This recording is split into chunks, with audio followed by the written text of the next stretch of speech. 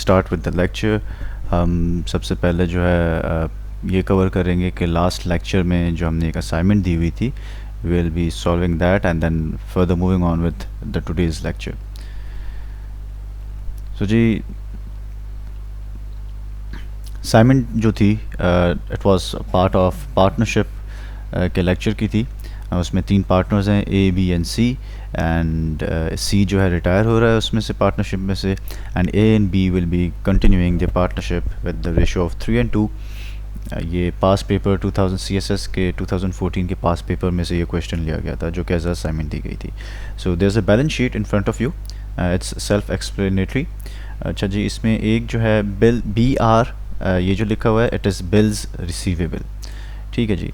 So further moving on, so the question is, A and B decided to share profits and losses in the ratio of 3:2 in future. Goodwill is valued at rupees 10,000 and land and building was appreciated by 6,000 and stock by 2,000. There was a bad debts loss of rupees 1,000 but not recorded in the bank. A and B decided to bring sufficient cash to settle the account of C and to make their capital proportionate. They also decided to maintain 15,000 rupees of bank balance for meeting day-to-day business expense. The sharing ratio of old partners is 2:1. So जी, C जो है partnership में से निकल रहा है, A and B बचते हैं। उनकी गुडविल जो है वो वैल्यूड है 10,000 रुपये। लैंड एंड बिल्डिंग, हम दो कॉन्सेप्ट्स हैं, एप्रिसिएशन और डेप्रिसिएशन। हमने लेक्चर नंबर 4 में ये कवर किया था। द पार्टनरशिप के जब भी कोई न्यू पार्टनर आता है या कोई भी पार्टनर जब जा रहा हो, तो we have to look into this कि उसमें जो है जो करंट वैल्यू है, market value of the assets you have, आपने उस मार्केट वैल्यू पे रखना है। सो इसमें जी लैंड एंड बिल्डिंग 6,000 रुपये अप्रिशिएट हुई है, उसकी वैल्यू बढ़ी है। इसी तरह स्टॉक 2,000 रुपीज़ अप्रिशिएट हुए हैं, और आपके बैड डेट्स जो आपने कर्जे दिए हुए थे उस पर आपको 1,000 रुपये नुकसान हुआ है, वो आपने रिकवर नहीं किए और वो आपने बुक में भी रिकॉर्ड नहीं किए थे। तो जी इसी तरह सी को जो है वो कैश पेमेंट करेंगे और 15,000 एटलीस्ट बैंक बैलेंस इन्होंने मेंटेन करना है। सो जी, starting with the memorandum revaluation account. सबसे पहले हम मेमो बनाते हैं रिवैल्यूएशन का, जो कि रिवैल्यूएशन होती है। on the right hand side is the gains, on the left hand side is the decreases or loss. So land and building 6,000, stock account 2,000, 8,000 रुपये आपको गेन हुआ है, और बैड डेट एक्सपेंस 1,000 रुपये। सो आप माइनस करेंगे, आपके पास 7,000 रुपीज़ का गेन आ गया, and you are gonna divide it by the ratio which is 2:1 between the 3 partners. अब आ गई जनरल एंट्रीज़। जनरल एंट्रीज़ में सेम, हमने 6,000 रुपये डेबिट किया क्योंकि लैंड की वैल्यू बढ़ गई, स्टॉक की भी वैल्यू बढ़ गई, एंड रिवैल्यूएशन अकाउंट को हमने यहाँ क्रेडिट कर दिया। अब रिवैल्यूएशन अकाउंट को क्रेडिट साइड की जो एंट्रीज़ थी, देखें वही एंट्रीज़ हैं जो हमने यहाँ की हुई हैं, these are the same entries. ठीक है जी, इन्हीं एंट्रीज़ को जो है हम वहाँ पे कॉपी कर रहे हैं। रिज़र्व अकाउंट आपके बैलेंस शीट में 2,000 रुपये है, वो भी आप डिस्ट्रीब्यूट कर देंगे। गुडविल, पहले आप रेस करते हैं goodwill, so it could be distributed among the old partners, and then आप डिक्रीज करते हैं goodwill, so it could be distributed among the new partners. So it will be like 10,000 multiplied by 3 out of 5, so it's like 2,000 into 3 6,000। इसी तरह 2,000 into जो इनका जो है B का जो कैपिटल का जो रेशो है 2/3 का है, सो it will B 2/5।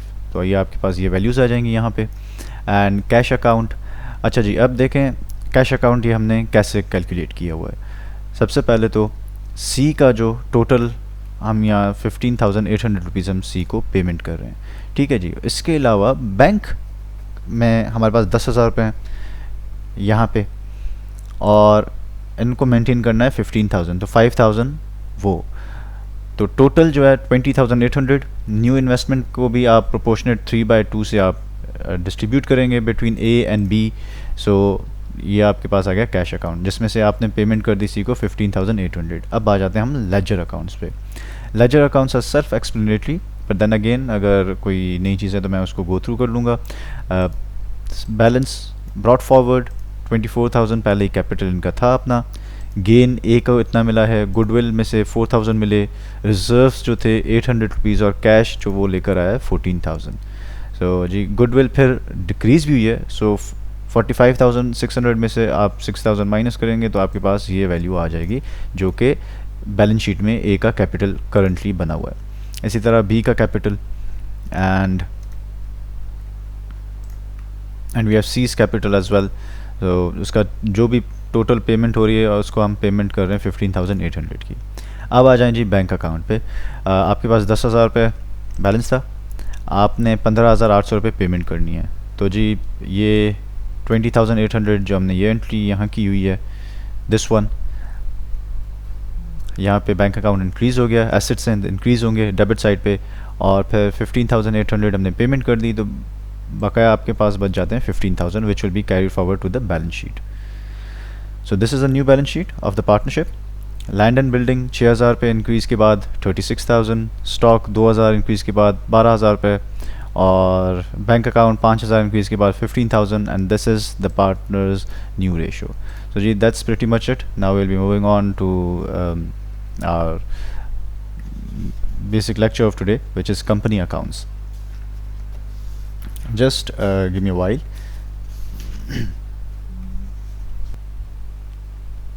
Okay, Assalamu alaikum. So starting with the definitions. देखिए जी एक कंपनी होती क्या है। Company basically is different from sole proprietor and partnerships because company के पास लीगल राइट्स हैं एंड कंपनी को एक सेपरेट लीगल एंटिटी समझा जाता है ओनर्स से। ऐसे समझें कि कंपनी को कानून की नज़र में एक इंसानी हुकूक के मतलब समझा जा अलग से एक एंटिटी समझा जाता है अगर आप उस टर्म्स में लेके जाएं तो। कंपनी जो है जी आप उसको सू कर सकते हैं, उसके अपने राइट्स हैं, एंड अगर कोई लॉ को कोई वायलेट करती है कंपनी तो कंपनी के ओनर्स बोर्ड ऑफ डायरेक्टर्स के साथ साथ अपना कंपनी को भी ड्रैग ऑन किया जा सकता है। तो अच्छा दूसरा इसमें यह है कि जो कि आपकी इन्वेस्टमेंट होती है कंपनी की, आप उसी तक लायबल हैं। कल को कंपनी क्रैश हो जाती है, बैंकरप्ट हो जाती है तो आपकी सिर्फ जो इन्वेस्टमेंट है सिर्फ वही जाएगी, आपके जो पर्सनल वेल्थ है डायरेक्टर्स की ओनर्स की उसमें उनको कोई नुकसान नहीं है। Then coming towards the other point, अच्छा इन्वेस्टर्स को प्रॉफिट मिलता है जो कि शेयर्स खरीदते हैं। इन्वेस्टर्स इन्वेस्ट करते हैं, शेयर्स खरीदते हैं और उनको प्रॉफिट मिलता है on the basis of the shares and as dividends. Companies have board of directors जो कि इनको रन करते हैं, क्योंकि the number of share holders are so many that they have to choose a particular board of directors जो कि company को रन करने में मेजर डिसीजन मेकिंग में पार्ट प्ले करते हैं। जी there are two types of basic companies, एक होती है private limited company and the other is public limited company. Private limited जो कंपनी है वो शेयर्स या डिबेंचर्स हम आगे डेफिनेशन में देखेंगे होते क्या हैं। शेयर्स या डिबेंचर्स वो जनरल पब्लिक को इशू नहीं कर सकती, ना ही वो स्टॉक एक्सचेंज में लिस्ट हो सकती हैं। इट्स लाइक जो फैमिली बिजनेसेस होते हैं, पर ये लिमिटेड लाइबिलिटी की वजह से जो कॉन्सेप्ट है इसकी वजह से उसको एक प्राइवेट लिमिटेड रजिस्टर करवा देते हैं with the government, any government which where ever they are working in. तो जी अच्छा जो the limit of members private company के जो हैं वो is from 2 to 50 as per the companies ordinance 1984। And coming towards public limited वो सारी कंपनीज जो कि स्टॉक एक्सचेंज में लिस्टेड हैं जिनके आप शेयर्स खरीद सकते हैं, जो कि डिबेंचर्स दे सकती हैं, beat Microsoft, beat Pakistan stock exchange में आप PSO उठा लें, आप फौजी फर्टिलाइज़र उठा लें, आप यू नेम इट एंग्रो उठा लें। सो ये पब्लिक लिमिटेड कंपनीज़ हैं। इसमें जो है आप शेयर्स खरीदते हैं और शेयर्स पे आपको डिविडेंड्स मिलते हैं।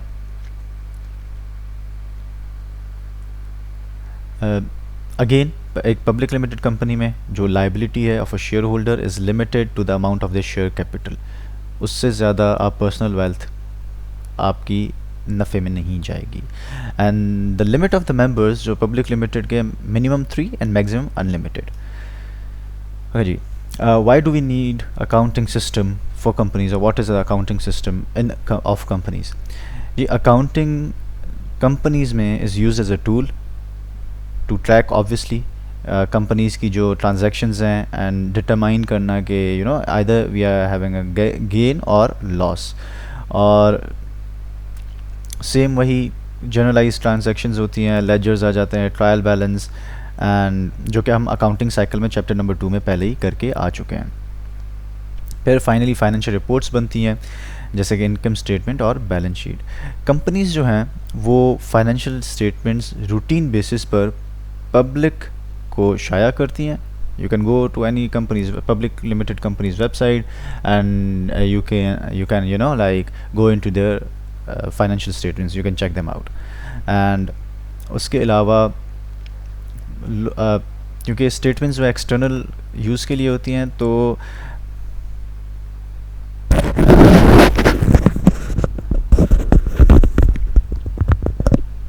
जी सॉरी, जो एक्सटर्नल यूज़ के लिए होती हैं तो आप उसमें जो है देखें वैल्यू कंपनी की रिपोर्ट नहीं करते, आपने सिर्फ इन्फो देनी होती है, फिर अगला बंदा खुद असेस करे इन्वेस्ट करेगा या नहीं, वो असेसमेंट उनके ऊपर होती है. जी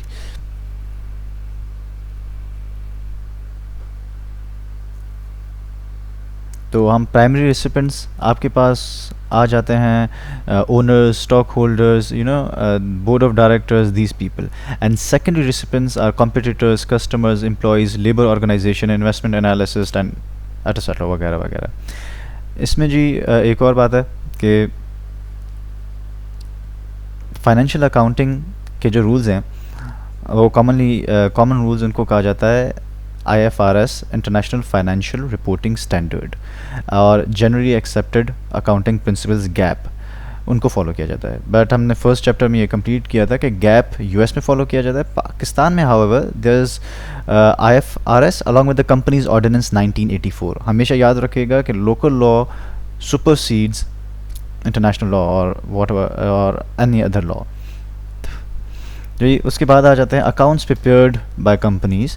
कंपनीज़ में कौन कौन से अकाउंट्स होते हैं? इनकम स्टेटमेंट जो कि प्रॉफिट एंड लॉस बताता है आपका, statement of financial position, balance sheet, statement of changes in equity कि जी आपकी कंपनी के इक्विटी में आपकी कंपनी के पास जो रिसोर्सेज हैं, कैपिटल है, उसमें क्या चेंजेस आई हैं, कैश फ्लो कहाँ से कहाँ गया है, अब डिटेल्स में हम यहाँ देखेंगे. अच्छा, notes to accounts is relevant so I would just leave it over. Profit and loss statement is के जो मेन कंपोनेंट्स हैं they are like it's revenue, expense, gains and losses, और आपकी ये जो कंपनी की profitability during a specific period of time, चाहे वो 1 साल हो, 1 महीना हो, 3 महीना, जितना भी आपसे मांगा गया हो, उस टाइम पीरियड के लिए बनाई जाती है प्रॉफिट एंड लॉस स्टेटमेंट. अच्छा जी, रेवेन्यू में आपके पास sales, service revenues and interest revenue आ जाता है. एक्सपेंस में आपके पास आ जाता है कॉस्ट ऑफ गुड्स सोल्ड, जिसमें ऑपरेटिंग एक्सपेंस जैसे कि सैलरीज, रेंट, यूटिलिटीज़, एडवर्टाइजमेंट जो कि आपकी ऑपरेशन से डायरेक्टली रिलेटेड हैं. OE का मतलब हुआ है. एंड NOE में आ जाता है नॉन ऑपरेटिंग एक्सपेंसेस जैसे कि इंटरेस्ट एक्सपेंस आ गया आपके पास एंड अदर एक्सपेंसेस. ठीक है जी. And then we have balance sheet. Balance sheet जो है जिसको स्टेटमेंट ऑफ फाइनेंशियल पोजीशन भी कहा जाता है, it is organised into 3 parts: assets, liabilities and stock holders equity at a specific date. अच्छा, बैलेंस शीट हमेशा एक स्पेसिफिक डेट की होती है, पहले भी हम लेक्चर में डिस्कस कर चुके हैं I guess. And profit and loss statement is for a particular time period जी. The first section is about companies assets. जी आपके पास बैलेंस शीट में ये बताया जाता है कि cash, account receivable, inventory, prepaid insurance के एसेट्स आपके पास कौन कौन से जो कंपनी यूटिलाइज़ कर सकती है. जो दूसरा सेक्शन है लायबिलिटीज़ का, कंपनी की लायबिलिटीज़, वो ऑब्लिगेशंस, वो ड्यूज़ जो कि आपने पे करने हैं, जो कि पेबल के साथ लगते हैं, such as notes payable, accounts payable, wages payable and interest payable वगैरह वगैरह. द फाइनल सेक्शन जो है स्टॉक होल्डर्स इक्विटी का होता है विच इज़ ऑब्वियसली कैपिटल. उसमें जो है that is the difference, that is अगर शॉर्ट वर्ड्स में बोला जाए, stock holders equity is the difference between the amount of assets you have and the amount of liabilities. ठीक है जी, moving on. Statement of cash flows. अच्छा, statement of cash flows करता ये जी, एक्सप्लेन करता है कि कंपनी के कैश में और कैश इक्विवेलेंट्स जो कि कैश के बराबर यूज़ हो सकते हैं उस time period, particular time period में या टाइम इंटरवल में किस तरफ गए हैं। उनको 3 पार्ट्स में डिस्ट्रीब्यूट किया जाता है। O A is operating activities, I A is investing activities and F A is financing activities. Operating activities का जो सेक्शन है वो ये एक्सप्लेन करता है कि कंपनीज़ की जो कैश हैं या कैश इक्विवेलेंट्स वो कितना चेंज हुई हैं due to operations, basic operations जो हैं। इन्वेस्टिंग एक्टिविटीज़ जो हैं वो रेफ़र करती हैं जो भी पैसा आया है या गया है इन्वॉल्विंग लॉन्ग टर्म एसेट्स। ठीक है जी, आपने कोई बिल्डिंग खरीद ली, आपने कोई लैंड खरीद लिया, these are long term assets, इनमें कितना आपने इन्वेस्ट किया हुआ है। Financing activities as the word suggest it's financing, so it's the cash received, जो आप कैश जो आप रिसीव करते हैं थ्रू द लॉन्ग टर्म, आपने डेट के थ्रू कोई बड़ा कर्जा ले लिया, आपने स्टॉक इशू कर दिया, या आपने लॉन्ग टर्म लाइबिलिटी आपके ऊपर ड्यू है, आपने पैसे वो खर्च किए हैं उसको रिटायर करने के लिए, उसको पे ऑफ करने के लिए। Then is statement of changes in equity. जी, ये इसको हम स्टेटमेंट ऑफ स्टॉक होल्डर्स या शेयर होल्डर्स इक्विटी भी कहते हैं। इसमें जो है चेंजेस होती हैं, जो इक्विटी में चेंजेस आई हैं for the same period as of the income statement and the cash flow statement. ये पीरियड, टाइम पीरियड वही रहेगा, चेंज नहीं होगा। चेंजेस में net income, other income, dividends, stock आपने कोई वापस परचेज़ किया है, आपने कोई स्टॉक इशू किए, वो आ जाते हैं in the changes of equity. ठीक है जी, अब आ जाते हैं हम terms use in company accounts. Company accounts में कौन से टर्म्स न्यू जो है आप देखेंगे जो कि सोल प्रोप्राइटर या पार्टनरशिप में यूज़ नहीं हुए। So those include authorised capital. Authorised capital actually वो अमाउंट होता है जो कि आप कंपनी डिक्लेयर करती है। Company declares the size of its authorised capital in the memorandum of association. ये ज़रूर याद रखिएगा, एमसीक्यूज़ में आता है। सो मेमोरेंडम क्या करता है, ये बताता है कि जी आपके पास कौन से डिफरेंट टाइप ऑफ शेयर्स हैं और उसकी फेस वैल्यू क्या होगी और नंबर ऑफ़ शेयर्स कितने होंगे। फॉर एग्जांपल, आप प्रेफर्ड शेयर्स नहीं इशू कर रहे, आप सिर्फ ऑर्डिनरी शेयर्स इशू कर रहे हैं, that is a type of share. आप जो है फेस वैल्यू उनकी होगी 5 रुपये और आपके पास 10 लाख शेयर हैं, so the total value will be 50 lakh rupees. अच्छा जी, फेस वैल्यू पे ज़रा आ जाएँ। दिस इज़ कंफ्यूजिंग, थोड़ी सी टर्मिनोलॉजीज़ हैं। ओरिजिनल प्राइस ऑफ शेयर जो है हम उसको फेस वैल्यू भी कह सकते हैं, पार वैल्यू भी कह सकते हैं, नॉमिनल वैल्यू भी कह सकते हैं। These three could be use in can be used instead of each other, exchangeable words हैं। और जो करंट प्राइस ऑफ शेयर है वो मार्केट वैल्यू होती है। अच्छा, कभी कभार ये भी होता है कि आप ओरिजिनल जो प्राइस है आपकी शेयर की, आप उससे ज़्यादा भी बेच सकते हैं। अगर कोई अच्छी कंपनी है, मार्केट में बहुत अच्छा चल रही है, उसका शेयर उस पर स्टैम्प्ड है 10 रुपये, तो वो प्रीमियम पे बेच सकती है 15, 20, 25 रुपये, जितने भी वो बेचना चाहे। सो जी, then we have issued share capital. Issued share capital is the amount जो आपने इशू किया है, जैसे टर्मिनोलॉजी बता रही है। आपके पास 1 लाख शेयर्स थे और आपने जो है उसमें से 50,000 शेयर्स इशू किए हुए हैं या 20,000 शेयर इशू किए हुए हैं, so that would come into the issued share capital. Types of shares जो हैं हमारे पास आ जाते हैं ordinary shares and preferred shares. Ordinary shares Pakistan में ज़्यादातर जो है, just give me a second,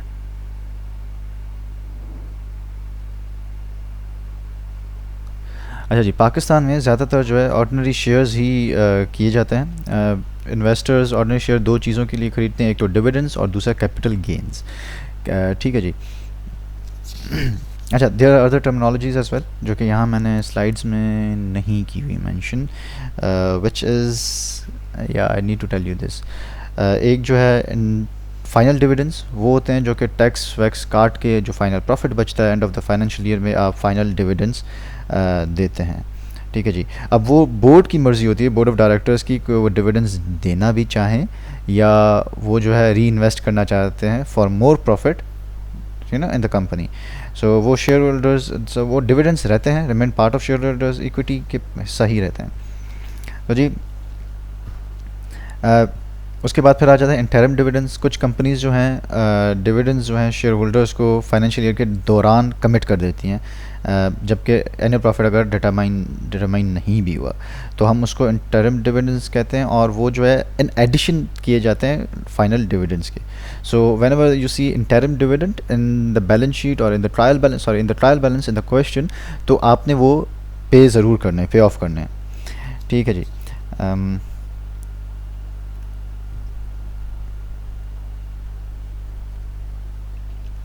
अब फिर आ जाते हैं कैपिटल गेंस।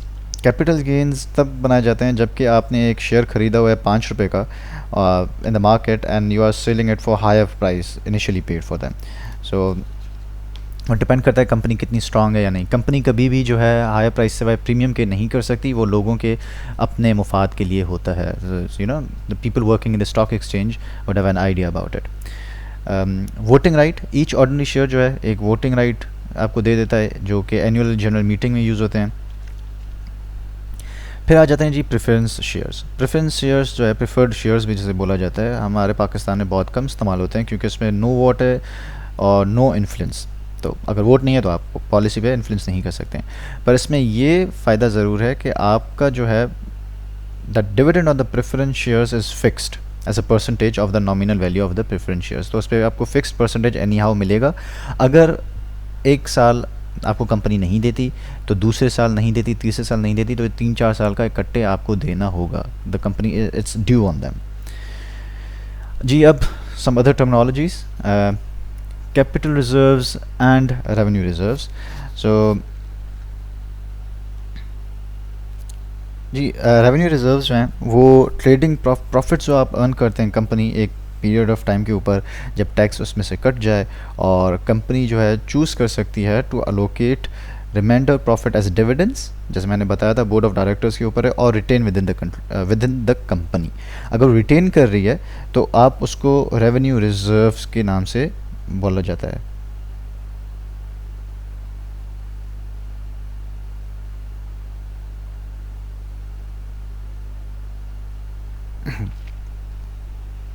अच्छा, उसके बाद we have capital reserves. Capital reserve वो ट्रेडिंग प्रॉफिट्स में से नहीं होते।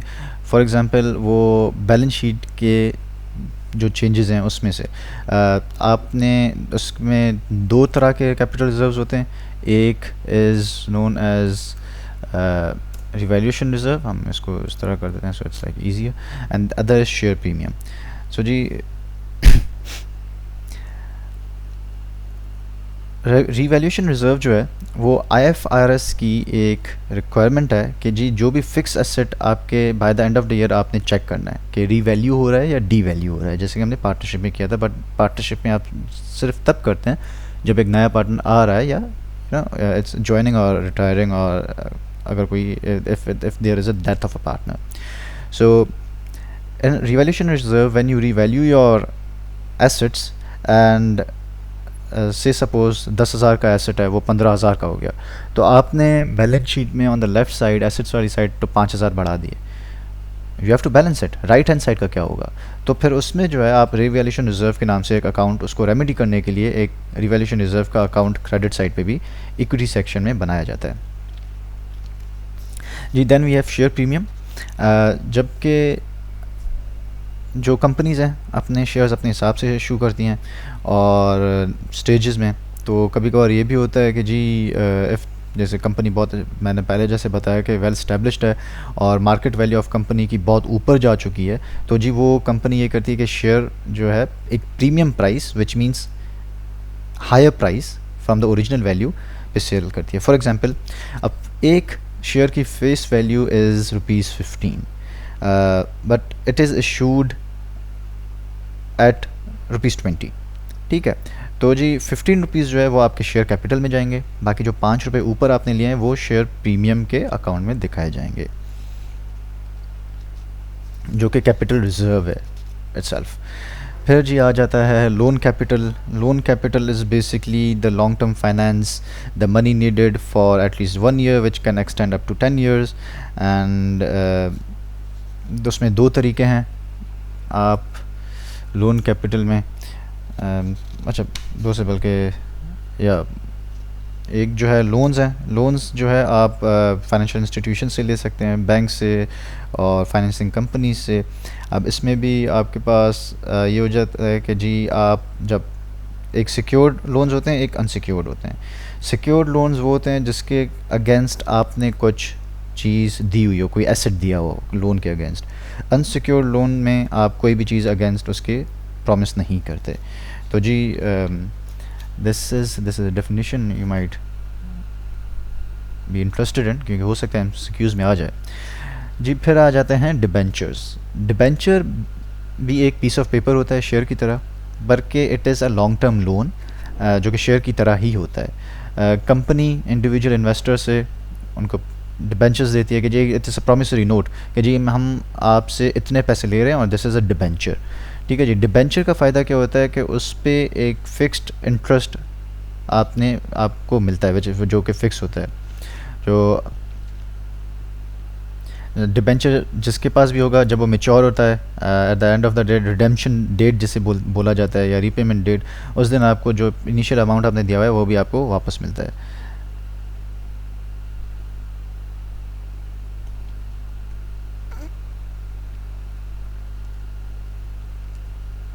जी फिर आ जाती है रिडेम्पशन और रीपेमेंट। शेयर्स जो है आपके जो हैं वो रिडीमेबल हैं। एक बार आपने ख़रीद लिया, आप कंपनी को पैसे वापस दे शेयर वापस देकर पैसे नहीं ले सकते। But unlike market loan Capitals और लाइक डिबेंचर्स, आप वो चीज़ वापस देकर अपने पैसे ले सकते हैं। सो उसे हम रिडेम्पशन या रीपेमेंट करते हैं। Deferred taxation, this is a very complicated thing, पर मैंने फिर भी डाल दिया, हो सकता है डेफिनेशंस में आ जाए। बेसिकली होता यह है कि पाकिस्तान में कंपनीज आर रिक्वायर्ड टू पे टैक्स ऑन प्रॉफिट कैलकुलेटेड। ठीक है जी। जो कि टैक्स लॉ है, मैंने बोला था लोकल लॉ ज़्यादा सुपरसीड करता है इंटरनेशनल को, और आईएफआरएस के थ्रू वहाँ पेमेंट नहीं होती। तो होता यह है कि टैक्स चार्ज में कभी कभार डिफरेंस आ जाता है, और टैक्स एक्सपेंस जो हम करते हैं कैलकुलेट वो करते हैं आईएफआरएस के थ्रू कि जी बैड डेट्स डाउटफुल डेट्स का हमने प्रोविज़न डाल दिया। पर जो टैक्स अथॉरिटीज़ हैं इन पाकिस्तान वो कहती हैं जी डाउटफुल डेट्स का प्रोविज़न नहीं, जो डाउटफुल डेट्स के जो कंफर्म जो है ना, डाउटफुल नहीं, कंफर्म बैड डेट्स जो है हम सिर्फ वही माइनस करेंगे। तो ये उनमें से डिफरेंस आ जाता है। फिर एक टेम्प्रेरी टर्म आ जाती है, एक टेम्प्रेरी अकाउंट डिफर्ड टैक्सेशन, जब तक वो चीज़ सूरत हाल क्लियर आउट हो जाए। ओके जी। Then we have interest and charge for borrowing money. ठीक है जी। उसमें ये होता है कि आप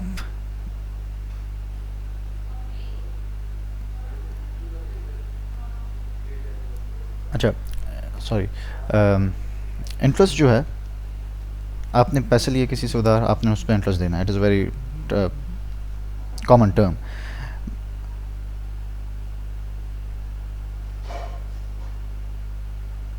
ओके जी। फिर then we have net profit. Net profit is जब एक्सपेंसेस वगैरह आपके कट जाएं, and then you have operating profit, वो भी चला जाए, एंड फाइनली इनकम टैक्स भी कट जाए, तो आखिर में जो बचता है दैट इज़ नेट प्रॉफिट।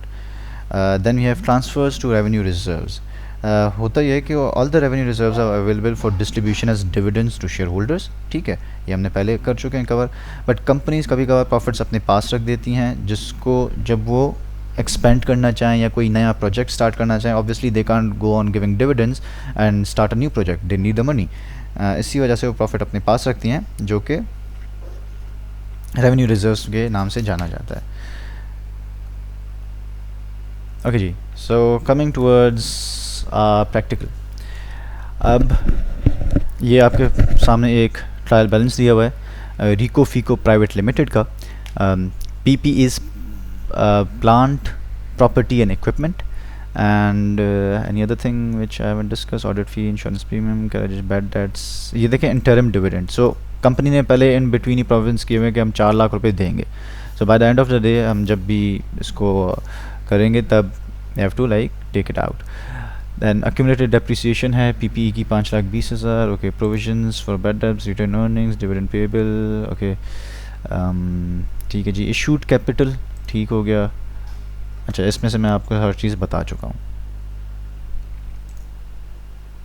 अब जी रिक्वायर्ड क्या है?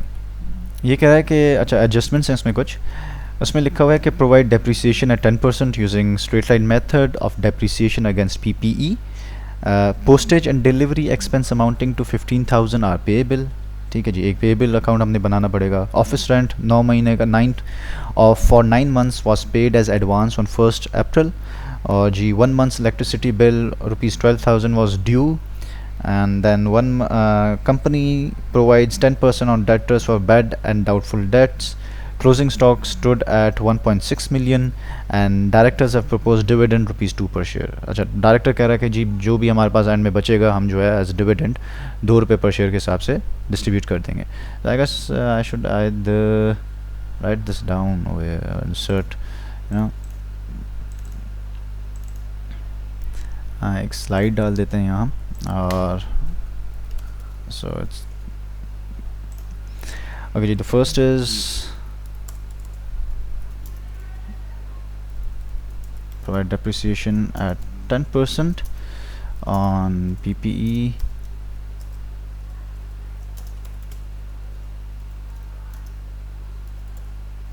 straight line method. I'm really sorry for this but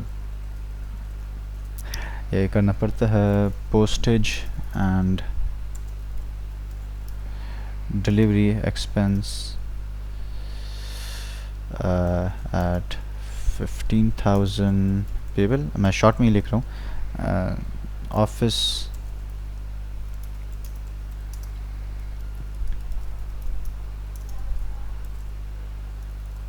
for 9 months paid as advance on 1st April। ठीक है जी। and then we have 1 month's electricity bill ₹12,000 due on 30th June and 10% on debtors for bad and doubtful debts। और इसके बाद closing stock stood at ₹1,600 to 0। ठीक है जी। and then we have directors have proposed dividend at 2 per share। ठीक है जी। सो ये adjustments हैं। हम इनकी जो कि जनरल एंट्रीज करेंगे।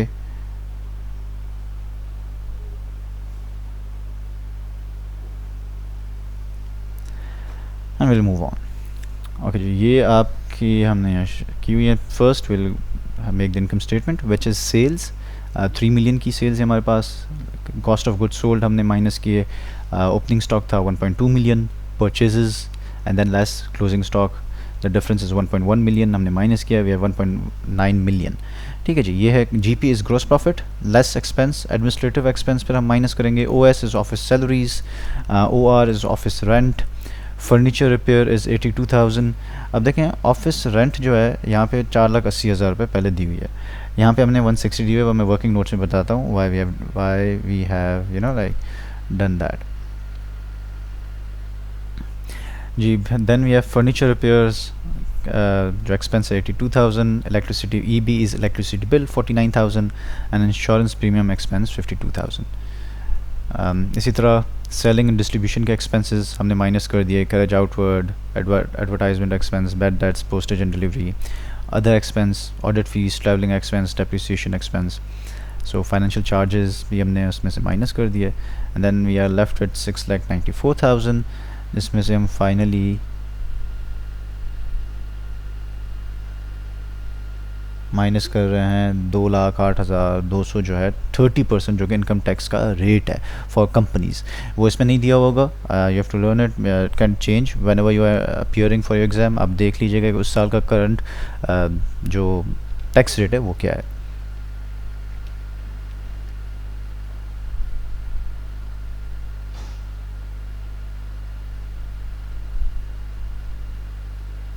अच्छा जी।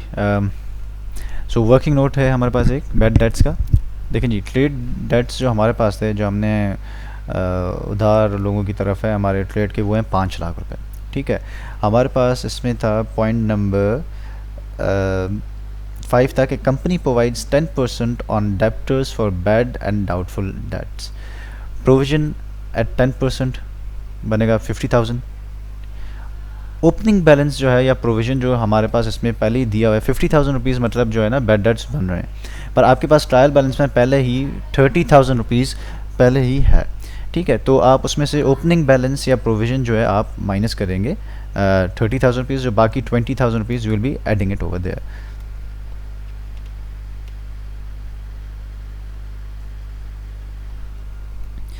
ठीक है जी, ओके जी, फिर we have the balance sheet.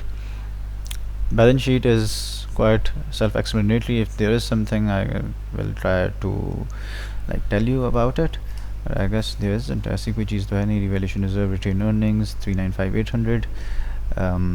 Okay, अब इसके हम वर्किंग नोट्स की तरफ आ जाएंगे, सो आपको एक आइडिया हो जाएगा कि ये कैसे हुआ है सब कुछ।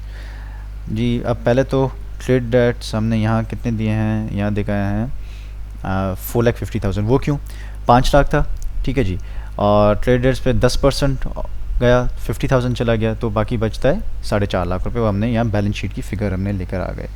और इसी तरह 20,000 रुपये हमने वहाँ दे दिए, क्योंकि वहाँ पहले 18,000 50,000 थे, और पहले वहाँ एक अमाउंट 30,000 का प्रोविज़न का दिया हुआ था, वो पहले ही मतलब काट चुके हैं फ्रॉम 5 लाख रुपीज़।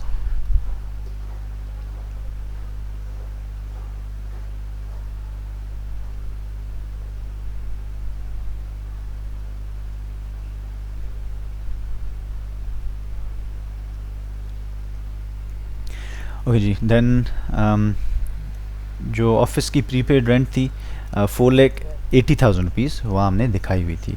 ठीक है जी, अब उसमें क्या हुआ, जो हमारे पास ट्रायल बैलेंस में है, and the profit and loss statement हमने यहाँ 1,60,000 रुपये दिखाया कि एक्सपेंस हो चुका है। अब वो कैसे हुआ है जी, इसमें क्योंकि हमने ऑफिस रेंट 4,80,000 रुपये हमारे पास पहले ही पड़ी हुई थी, एंड ऑफिस रेंट के जो एक्सपेंस हैं, क्योंकि सिंस 4,80,000 को आप डिवाइड करोगे 12 से, और उसके फिर जो है इट विल बी लाइक अगर वो 40,000 पर मंथ। और फिर 3 माह गुजर चुके हैं, क्योंकि आपने अप्रैल से दी हुई थी, तो 3 माह जब मई जून 3 माह जब गुजर चुके हैं, तो उसके बनते हैं 1,20,000 रुपये। तो इसी वजह से हमने प्रॉफिट एंड लॉस में 1,20,000 दिखाए हैं, और बैलेंस शीट में आपके पास बच रहे हैं 3,60,000 रुपीज़।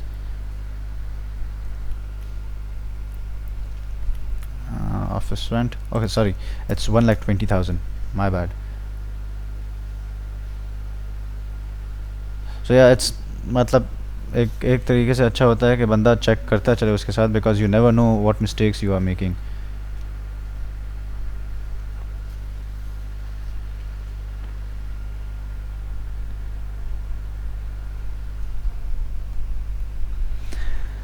हाँ जी, we have okay 3,60,000 on together जी, ये हो गया। एंड देन मूविंग फर्दर, इसमें हमने अच्छा पीपीई का आपने देखा कि हमने यहाँ दिया हुआ है 1,46,000,000। ठीक है जी, इसका क्या था, पहले 22 लाख रुपए हमारे पास ट्रायल बैलेंस में है अमाउंट, एंड देन उसमें से डेप्रिसिएशन 10% हमने प्रॉफिट एंड लॉस में जो यहाँ लिखी हुई है 2,20,000 रुपये, वेयर इज इट, ओ है डेप्रिसिएशन एक्सपेंस, ये वो माइनस हो जाएंगे।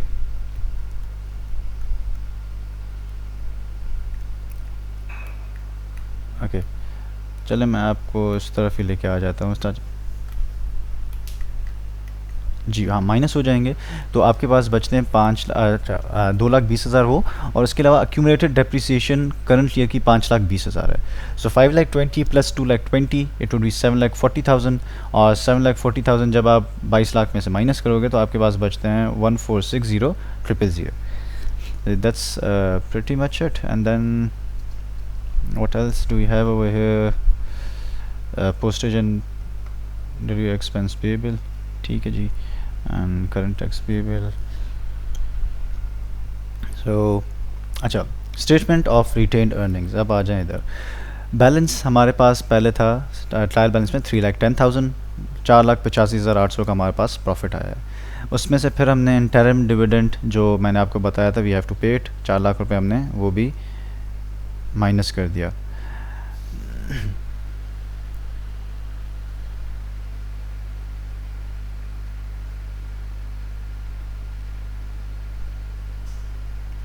and then we have like, okay ji, so then working notes the same which I explained it to you earlier। अब आ जाते हैं प्रैक्टिस क्वेश्चन पे। सो ये है 2007 का पास पेपर में से प्रैक्टिस क्वेश्चन निकाला हुआ है। All the details are over there, there isn't anything which I guess would be something जो कि आपको समझ में ना आए। these are the requirements and adjustments।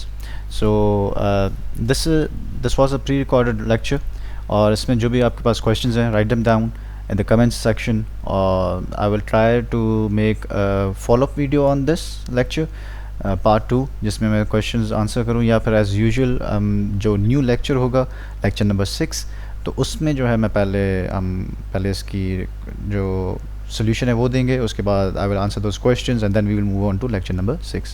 सो जी, टेक केयर, हाफिज़, see you in the next lecture.